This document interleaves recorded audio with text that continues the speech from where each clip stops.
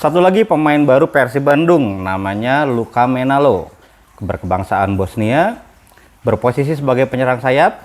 Terus kira-kira seperti apa nih Luka Menalo? Apakah berkualitas atau biasa aja? Kita bahas di video kali ini.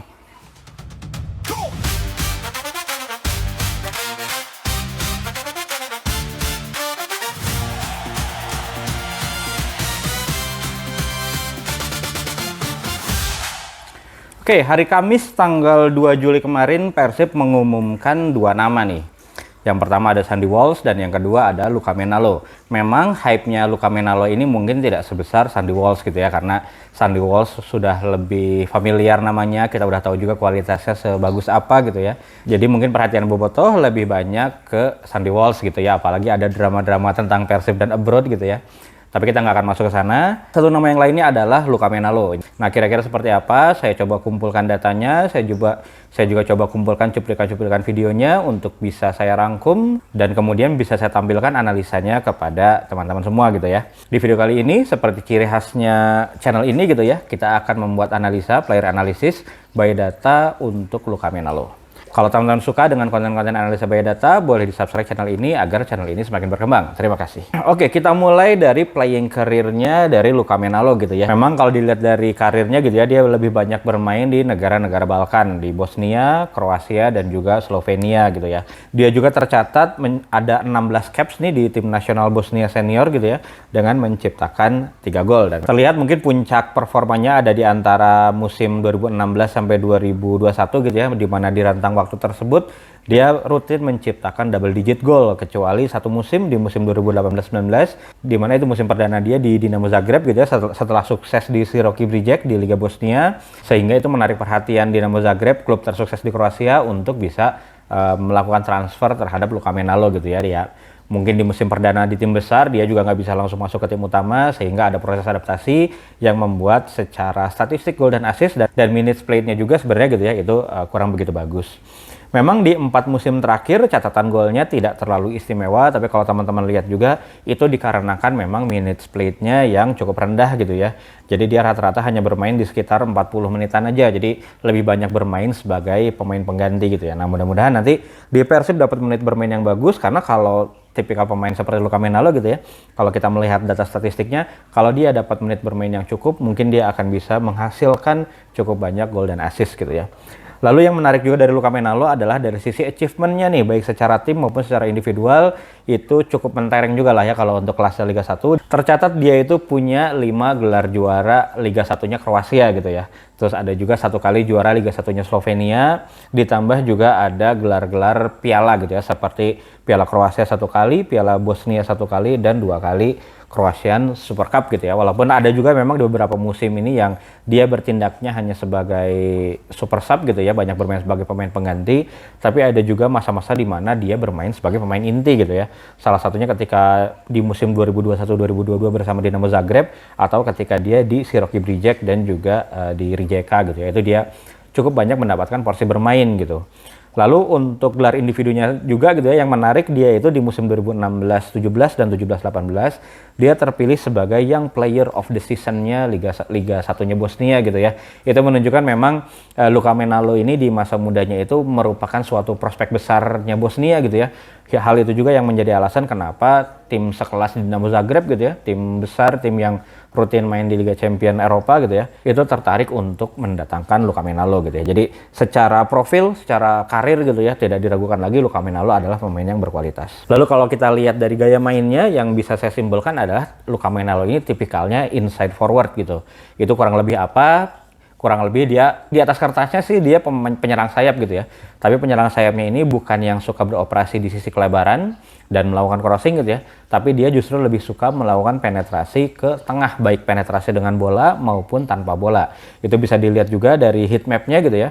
Walaupun memang yang merahnya kebanyakan di sisi sayap, di sini di sayap kanan gitu ya. Tapi kalau kita lihat secara keseluruhan gitu ya, ada juga heat map dia yang menyerang ke sisi half space, bahkan di dalam kotak penalti. Ini menandakan bahwa pergerakannya dia baik tanpa bola maupun dengan bola gitu ya, itu adalah melakukan pergerakan dari sisi sayap lalu masuk ke tengah gitu ya. Jadi Dia suka melakukan attacking the space, attacking the box gitu ya. Dan yang menarik juga walaupun dia seorang winger, tapi tinggi badannya cukup mumpuni nih kalau saya lihat. Ada 181 cm gitu ya. Dan melihat gaya bermainnya yang dia suka ke tengah gitu ya, suka masuk ke kotak penalti untuk menambah jumlah pemain di kotak penalti. Jadi dia bisa juga digunakan sebagai opsi penyelesai di dalam kotak penalti gitu. Jadi ketika crossing nanti itu ada si Luka Menalo-nya dan juga ada striker utama gitu ya. Mungkin mudah-mudahan kita banyak melihat gol yang seperti golnya Berginho ketika melawan Bayangkara gitu ya. Bagaimana crossing dari Kurzawa diselesaikannya justru oleh penyerang sayap. Nah, di sini secara physical profile Luka Menalo udah punya modal nih. Dia punya tinggi badan yang cukup mumpuni 181 cm sehingga ketika nanti dia duel, apalagi kalau duelnya sama back sayap gitu ya, dia mungkin bisa punya keunggulan untuk memenangkan duel gitu. Nah, lalu untuk kekuatannya sendiri seperti apa? Ini saya kumpulkan data dari FOTMOB gitu ya, data statistik dia selama musim kemarin. Kalau ini sih musim di mana dia masih bermain di Rijeka gitu ya. Yang terlihat dominan adalah walaupun secara jumlah gol tidak terlalu istimewa gitu ya. Tapi kalau kita lihat per 90-nya, lagi-lagi kalau kita bandingkan dengan menit bermainnya gitu ya, sebenarnya dia cukup spesial dari sisi jumlah gol, shots on target, dan juga headed shots. Itu artinya bahwa eksekusi dia di sepertiga lapangan terakhir gitu ya, itu cukup banyak gitu. Jadi ini menunjukkan bahwa dia itu tipe penyelesai juga. Lalu selain itu yang menarik untuk diperhatikan adalah bagaimana touch in opposition box. Artinya sentuhan dia di dalam kotak penalti lawan itu dibandingkan dengan winger-winger lain di Liga Kroasia itu dia cukup unggul gitu ya. Nah, itu jadi nah ini sudah sedikit banyak menggambarkan bagaimana tipikal permainannya dari Luka Menalo gitu ya. Dan kalau kita lihat keunggulannya apa, yang pertama jelas goal threat ability-nya gitu ya. Jadi kemampuan dia untuk menyelesaikan peluang, kemampuan dia untuk menciptakan peluang, mendapatkan peluang gitu, menciptakan assist juga itu cukup bagus. Bisa kita lihat juga dari data-data yang sudah saya tampilkan tadi gitu. Dan yang paling kelihatan kalau saya lihat dari Luka Menalo adalah kecepatannya, bagaimana dia punya kecepatan yang di atas rata-rata gitu ya, dan kecepatan itu dia gunakan untuk attacking the space, baik space di belakang pertahanan lawan maupun space di antara pertahanannya lawan gitu. Jadi dia juga pandai melihat celah lah pokoknya di antara pertahanannya lawan. Nah, ini bisa digunakan oleh Persib untuk membongkar pertahanan lawan. Dan yang terakhir, yang menarik juga dari data statistik Luka Menalo adalah possession one di final third-nya itu cukup tinggi. Itu menggambarkan juga bagaimana agresivitas dari Luka Menalo untuk melakukan pressing ketika bola masih ada di pertahanannya lawan nih. Jadi sebagai seorang striker, untuk sisi defensifnya Luka Menalo cukup bagus untuk bisa melakukan pressing di area pertahanannya lawan gitu. Jadi sebagai filter pertama serangan lawan itu dia cukup bagus juga. Nah, ini terlihat dari data statistik tersebut. Oke, ini ada beberapa momen juga yang bisa saya ambil gitu ya, yang menunjukkan bagaimana Luka Menalo itu banyak menggunakan kecepatannya untuk bisa mendapatkan peluang, untuk bisa menerima peluang, untuk bisa menyelesaikan peluang gitu ya. Bahkan beberapa juga berhasil menjadi gol ya, yang dimana kalau kita lihat di sini kemampuan finishingnya juga saya sih cukup yakin ya itu Luka Menalo ini cukup bagus.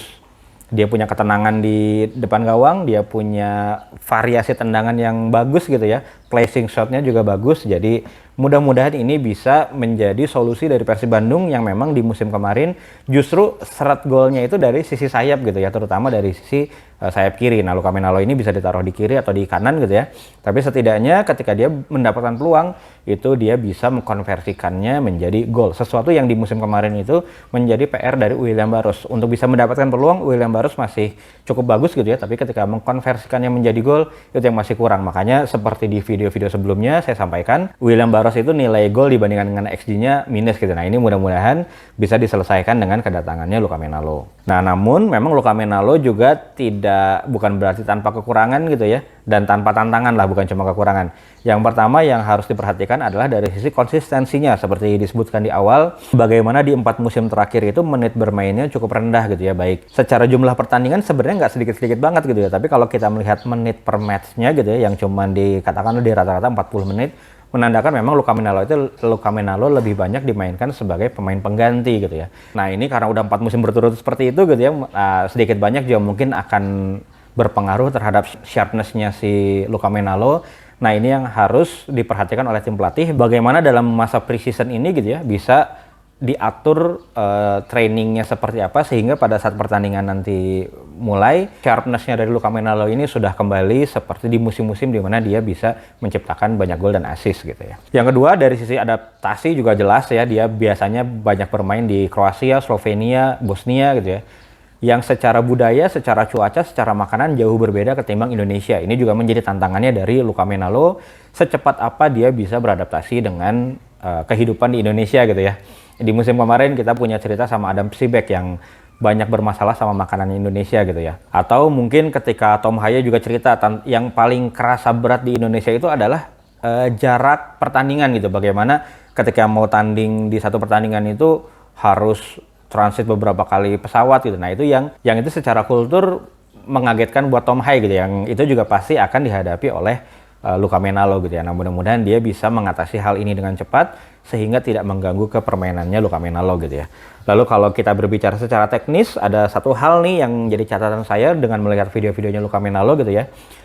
Bagaimana keinginan dia untuk melakukan track back. Kalau tadi dari sisi defensif dia di attacking third gitu ya, di sisi penyerangan melakukan pressing kepada back lawan gitu ya. Itu bisa dibilang cukup bagus melihat data statistik yang ada, tapi ketika sudah berada di lini pertahanan sendiri gitu ya. Nah, di sini kelihatan kurangnya Luca Menalo dalam melakukan track back. Bisa dilihat dari momen ini bagaimana Luca Menalo secara positioning gitu ya tidak bagus gitu sehingga garis pertahanan timnya menjadi tidak kompak gitu ya. Kelihatan ada lubang besar, ada ruang besar di sisi sebelah kiri pertahanan lawan yang tidak dijaga, yang itu seharusnya menjadi tugas dari Luca Menalo. Nah, seperti kita ketahui gitu ya di musim kemarin bagaimana Persib itu punya prinsip menyerang bareng, bertahan bareng. Jadi ketika menyerang semuanya terlibat, ketika bertahan pun semuanya harus terlibat, termasuk penyerang sayap. Nah, ini yang harus menjadi perhatian dari tim pelatih Persib kalau masih mau bermain dengan gaya yang seperti kemarin, yang terbukti berhasil membuat Persib menjadi tim dengan pertahanan terbaik gitu ya. Ya mau nggak mau memang Luca Menalo harus beradaptasi secara taktikal gitu ya.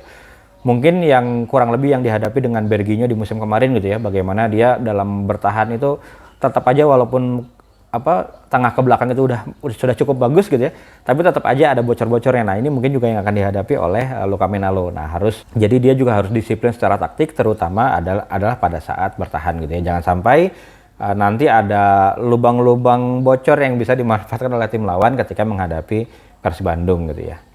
Oke, itu jadi secara kesimpulan sebenarnya kalau saya lihat Luca Menalo ini adalah pemain yang berkualitas. Bahkan kalau saya lihat dari data dari video gitu ya, mungkin secara kualitas bisa dibilang di atas rata-rata pemain asing yang ada di Liga Indonesia gitu ya. Mudah-mudahan nih kalau misalkan Luca Menalo bisa segera beradaptasi, bisa juga mencapai match sharpness-nya gitu ya, sehingga dia bisa mengeluarkan permainan yang terbaiknya gitu ya. Jadi Luca Menalo ini pemain sayap yang bisa ditempatkan di sisi kanan, di sisi kiri, bahkan sesekali dia bisa digunakan juga sebagai penyerangan tengah atau second striker lah gitu, karena melihat tipikalnya bagaimana dia senang menyerang sisi half space dan juga di kotak penaltinya gitu ya. Selain itu karena tadi disebutkan juga dia udah punya banyak gelar nih di portofolio dia gitu ya, itu juga menunjukkan bahwa dia punya mental juara. Klopp nih Persib tim juara kedatangan pemain yang punya mental juara, jadi mudah-mudahan bisa menambah aura winning mentality dari tim Persib itu sendiri gitu ya. Selain itu, secara teknikal juga mudah-mudahan dia bisa menyelesaikan permasalahan Persib di musim kemarin, bagaimana kurangnya jumlah gol gitu ya secara tim keseluruhan, dan secara spesifik dia bisa mengatasi syaratnya jumlah gol dari sisi penyerang sayap gitu ya.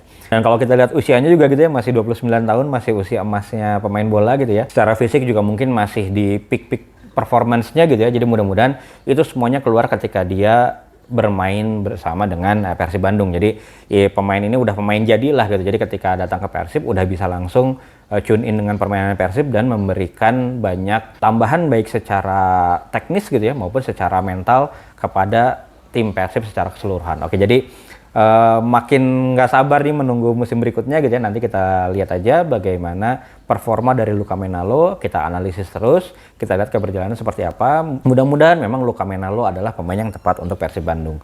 Oke, itu aja untuk video kali ini. Terima kasih yang sudah nonton sampai akhir.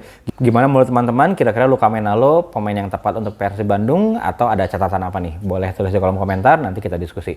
Oke, itu aja. Terima kasih.